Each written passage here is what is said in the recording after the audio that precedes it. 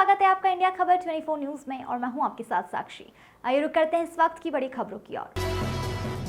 नरसिंहपुर के निजी महाविद्यालय श्याम सुंदर नारायण मिश्रण institute of management and technology Narsinghpur का 25वां स्थापना दिवस एवं लॉ कॉलेज के शुभारंभ कार्यक्रम में राज्यसभा सांसद विवेक कृष्ण तनखा एवं राजेंद्र मेनन पूर्व मुख्य न्यायाधीश दिल्ली हाईकोर्ट नरसिंहपुर पहुंचे।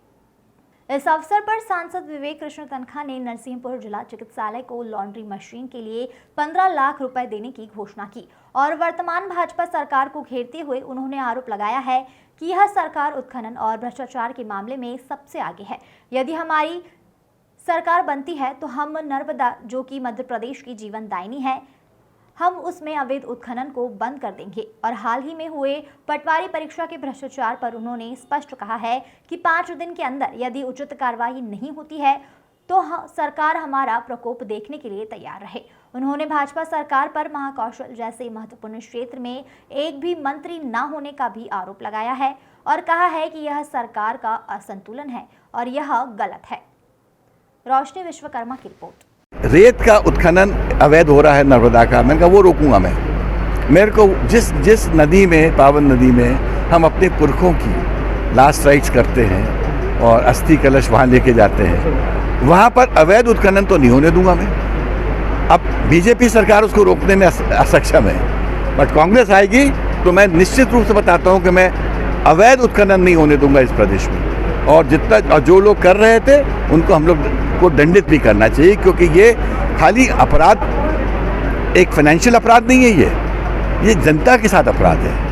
इसलिए कई बातें मैंने उस दिन बोली और तीसरी बात मैंने ये बोली कि कमलनाथ जी 13 महीने 15 महीने किए थे, हमने बोला तो उन्होंने कैबिनेट मीटिंग जबलपुर में की, 3000 करोड़ के उन्होंने प्रपोजल्स सैंक्शन की उस कैबिनेट में। तरुण मनोहर जी हमारे वित्त मंत्री थे, उन्होंने बड़े मेहनत से वो सब प्रपोजल्स बनाए। बीजेपी गवर्नमेंट आई, हमारे 3000 करोड़ के जो प्रपोजल्स थे जबलपुर के सब पानी में चले गए। तो मैंने कहा साहब ये मुझे एक्सेप्टेबल नहीं है और अब की 3000 नहीं, अब तो मैं 6000 करोड़ के प्रपोजल बनवाऊंगा, खाली जबलपुर नहीं इस पूरे क्षेत्र के लिए, क्योंकि जो उपेक्षा इस क्षेत्र की हो रही है और जो ना यहाँ मंत्री है ना संतरी है, कोई तो नहीं है यहाँ पर। पूरे महाकौशल में कोई मंत्री नहीं, विंध्य प्रदेश में एक स्पीकर साहब इसलिए आपने बना दिया, नहीं तो वो छोड़ के चले जाते, नाराज थे वो। तो आपको इस पूरे क्षेत्र के बारे में आपके कोई सोच है कि नहीं है? महाकौशल के बारे में, बुंदेलखंड के बारे में, बुंदेलखंड में खाली सागर में 3 मंत्री हैं, दूसरे डिस्ट्रिक्ट्स में नहीं है। तो ये जो इम्बैलेंस है, ये जो पॉलिटिकल इम्बैलेंस है, ज्योग्राफिकल इम्बैलेंस है, ये गलत है और मध्य प्रदेश अब इसको सहन नहीं करेगा। अभी लगभग सरकार की पटवारी भर्ती परीक्षा में बहुत सीरियस है और खाली रोक देने से मैं संतुष्ट नहीं हूँ, क्योंकि ओपन करप्शन हुआ है, ओपन बदमाशी हुई है।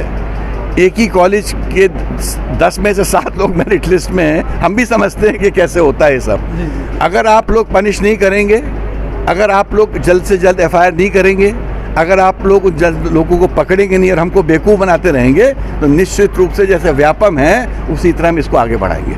तो क्या एज ए लॉयर आप इसको कहीं और लेके जाओगे? बिल्कुल, हमारे पास बहुत सारे ऑप्शंस हैं, बट हम अभी देख रहे हैं कि अगले फ्यू डेज में सरकार क्या करती है, नहीं करती है तो वो हमारा प्रकोप भी देखेगी। लगाने के लिए जो कि बहुत जरूरी है, 2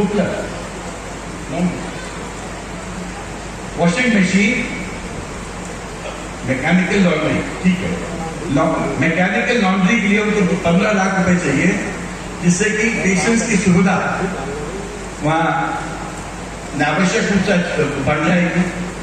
तो मुझे कोई हिचक नहीं है, मैं आज के दिन इस पूरी दिन ये 15 लाख रुपए नरसिंहपुर चिकित्सालय को देने की घोषणा करता हूँ।